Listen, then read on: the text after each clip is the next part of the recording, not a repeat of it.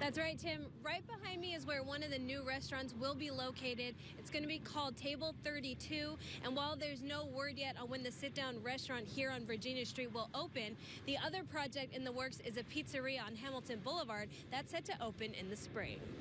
It's Black Friday. There are several stores around here that are open or getting ready to open, like the Menards here on Gordon Drive. Several people are up dark and early, so let's see what goodies they're looking to steal this Black Friday. Jenna, you see them driving around the streets of downtown probably as much as you see police officers. Meter attendants have about 5 to 8 hour shifts per day, and in heat like this, driving around in a scooter with no AC can get a little toasty. Ali also told me about one of his most meaningful experiences, which actually happened after the military. That's coming up at 6. But before we go, we wanted to give you guys a glimpse at the path, or at least part of the path for the walkers and runners. As you can see, this side is lined up with flags and signs, but over here on this side, walkers and runners will be able to see these boots with signs for Siouxland soldiers who have given the ultimate sacrifice. So that's a little something that they'll be able to enjoy during their walk run as that starts at 6. Lucas, we are on the side of Highway 20 where the accident took place. I'm actually standing in the ditch where the car ended up. Like we said before, this is a one-vehicle crash.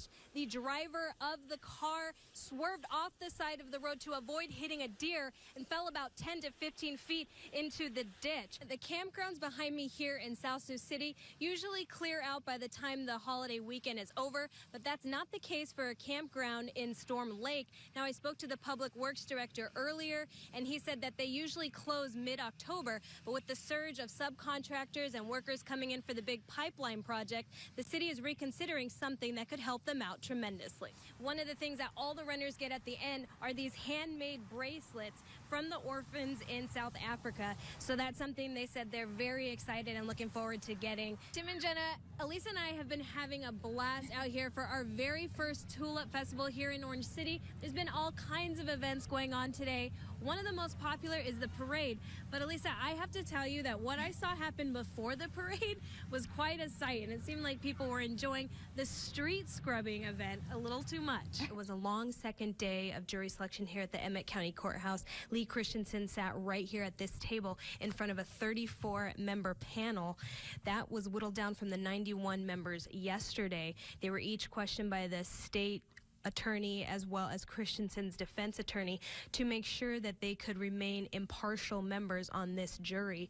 Tim and Jenna, there's certainly a lot of noise right here on the corner of 7th and Douglas, but those participating in the historical event behind me say that it acts as a good metaphor, having something positive to focus on to drown out all the noise. This film was shot in northwest Iowa using one of the state's most iconic landscapes, the cornfield.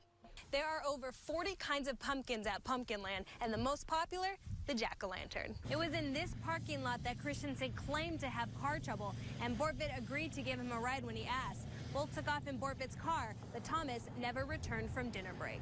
Generations of families come out and enjoy the Orange City Tulip Festival and partake in all kinds of Dutch activities, including the street scrubbing, as long as they don traditional Dutch attire and scrub the streets before the parade. I'm Christina Grijalva. Join me as we explore companies where Made in Siouxland means pride and innovation, and the people and the products impact those all over the world. We'll show you what it takes to be made in Siouxland. This is not your normal student experience. It's not. That's right, Tim and Jenna. It was so nice getting a chance to talk to these girls. They have powered through college courses from WIT to get these degrees while they're in high school. So not only do these 4 Siouxland Christian seniors now have degrees and graduation days in common, but all 4 young ladies are humble and grateful for the journey that led them to where they are today. Things are going to heat up around Siouxland with Thursday's temps reaching the triple digits. However, with entering the warmer months, this will not be the last possibility for record-breaking heat. I was among a group of VIPs who got to try things out Tuesday afternoon, a day in advance of the big event coming up today. At least 75 people are expected to go over the edge between 9 o'clock a.m. and 5 o'clock p.m. on 4th Street. All the proceeds from this event are going to help big brothers and big sisters. During the wintertime, this place offers ice skating, an outdoor fire pit, a day lodge, and a concession stand, and also tubing. That's right. Christina and I get to be among the first to go down the hill in the ceremonial first ride. Let's go check it out. What do you think? Let's go. Wish us luck.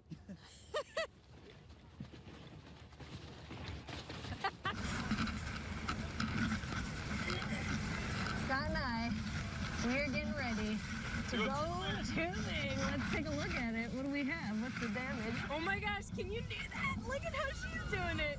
Okay, oh. Hey, she's got the idea. Ready? Yep. Good luck.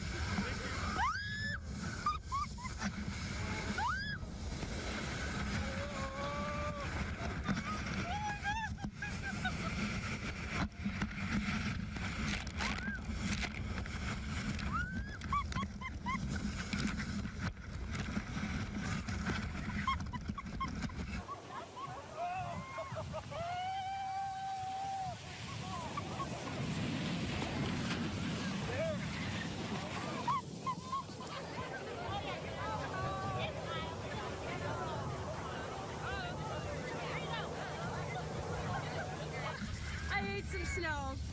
Should do that again. Good? Yeah, that's awesome. Trucking is a big thing, so making this cab mate is very helpful for the truckers.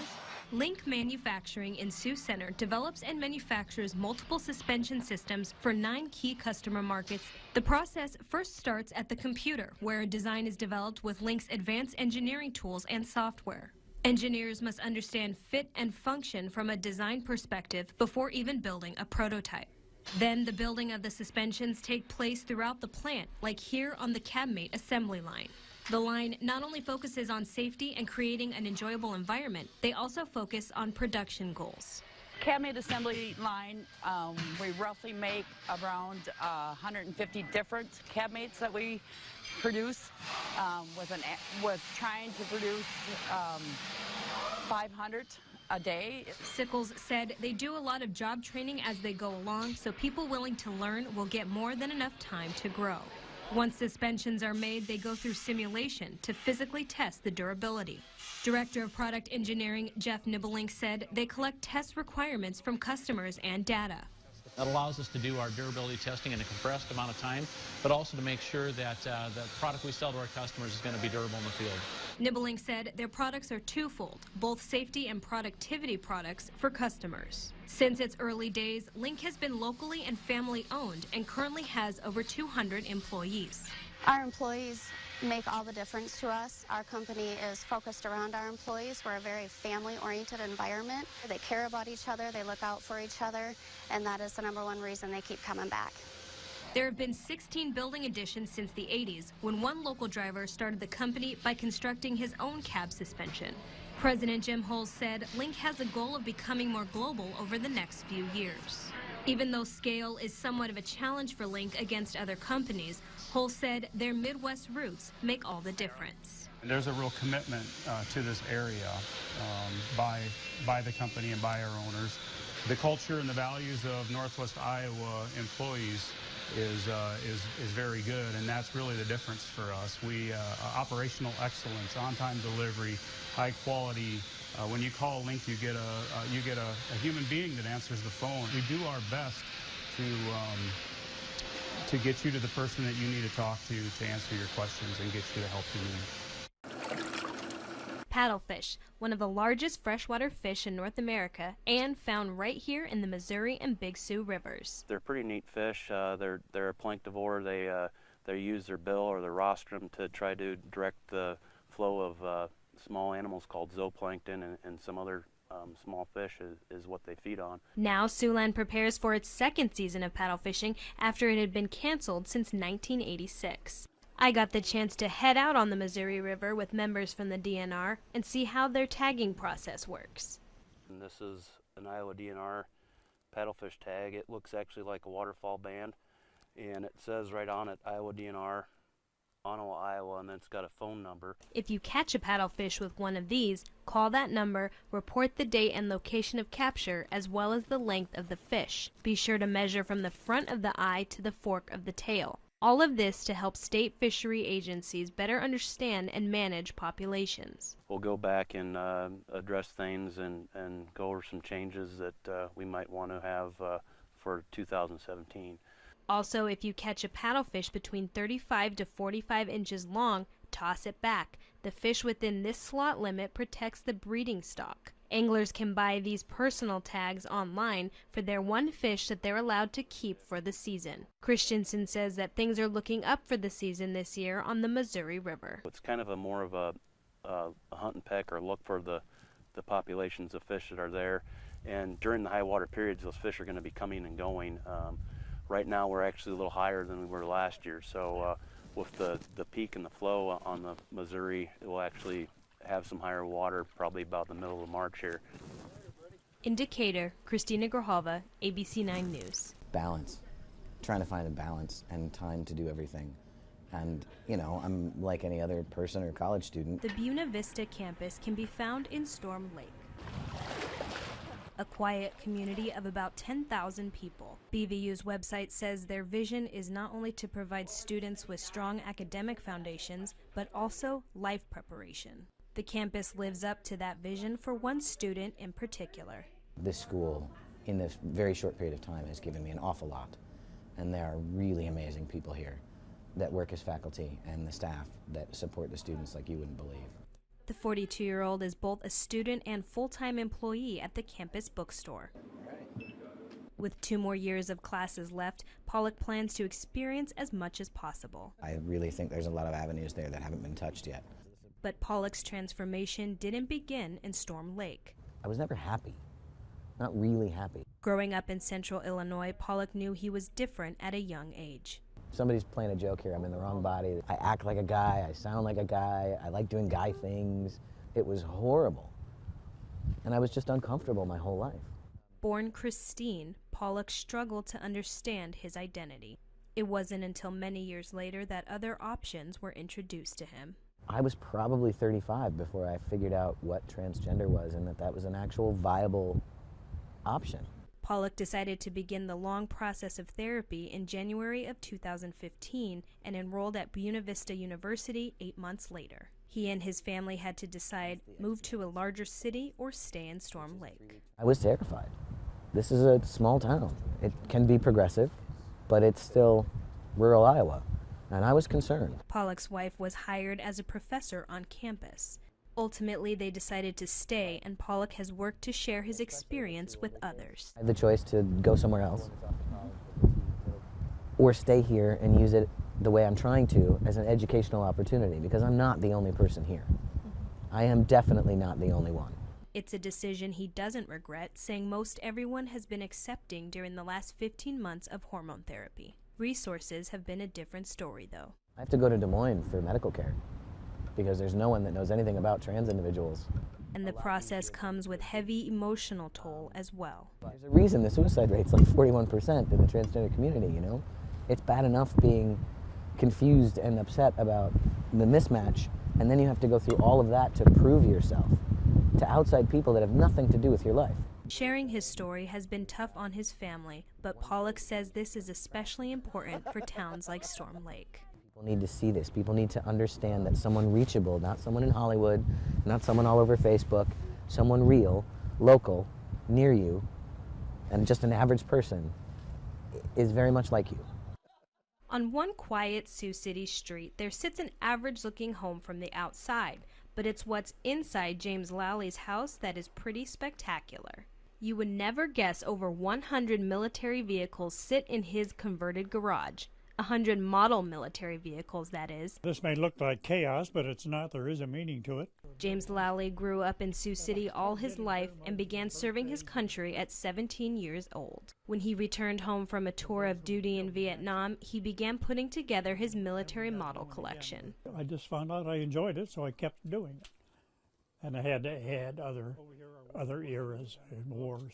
With a little over 100 vehicles, Lowley has models from 5 different eras, including a time he is very proud of, with his National Guard battalion. We came from what the Army thought was a Boy Scout troop into the number 1 unit. Lowley was picked to be the speaker at Friday's 6th annual Remembrance Walk Run. Since he has been a guest speaker all throughout Iowa for multiple military-related events, he sticks to the same formula. 2 stories of heroes that have passed on, and his personal experience of first visiting his battalion brothers at the Vietnam Memorial in Washington, D.C. With my finger, I was tracing across the names, looking for that, First Lieutenant Corbin C. Tyndall of Lamar's. And when I touched his name, I burst into tears. An experience he will never forget. It was as if the soldiers are behind that wall, and when you touch their name, they reach out to touch your finger to say thank you for coming. Thank you for remembering. In Sioux City, Christina Grijalva, ABC 9 News. Meet the Finnis Guards. Mitchell flies for Mercy Air Care, and his wife Sammy is a nurse at Mercy. They have 8-year-old Dylan and 4-year-old Alana. They've lived in Sioux City for a few years, and while you may not know them, you may have a connection to them in the form of something that lies all over Siouxland. Rocks, but not just any rocks, decorated rocks. An idea Sammy got from her sister, who is a part of a rock club. I thought it would be really fun to do here because she was painting with our kids, and so she said, go ahead and start one, and we didn't think it would be I didn't think it was going to be as big as it has turned out to be. I kind of scoffed at this first. Like I was kind of laughing at them for wanting to do this. Until I actually started painting my first rock, and then I actually kind of exploded doing it and have enjoyed it a lot. The Finnis Guards started Sioux City Rocks, where you decorate rocks and leave them for people to find. It's something fun for the whole family to enjoy. I'm gonna hide this when it's Halloween. You're gonna hide it when it's Halloween? Mm-hmm. Is it a secret where you're gonna hide it? Yeah. Be sure to keep an eye out for Alana's pumpkin rock. So what do you do if you happen to find one of these decorated rocks, just like we did outside of our KCAU9 studios? We would love for you to post a picture of the rock, and the goal is to rehide it, or if you really like it, you can keep it and replace it with one of your own. According to Beth Ann Hodgkins, who found one while camping out at Browns Lake, she says that it's not just something for kids. It's very addicting. You know, you don't have to be an artist to do it. Just a simple word, you know, it just brightens people's day. Your dad made that one? Yeah. Wow. That one looks like a painting. It is a painting. Whether it looks like a painting from a piece of famous art or just a simple word, like Beth Ann said, it all is to promote Kindness Rocks. A lot of the negativity that's going out in the world that we've seen lately, it's kind of nice to see something that's positive. It just makes it nice to be able to see other people having joy or being encouraged by the words that are put out throughout the community. Beth Ann, who works for the Sioux City Schools Transportation Department and is always on the go, she has a good theory about the rock movement. A lot of times when people are walking, and if they're, you know, looking down like this, and they're not having a great day, because if you're having a great day, your head's up. But if you're looking down and you see a rock with an encouraging statement, you know, that gets you to lift your head.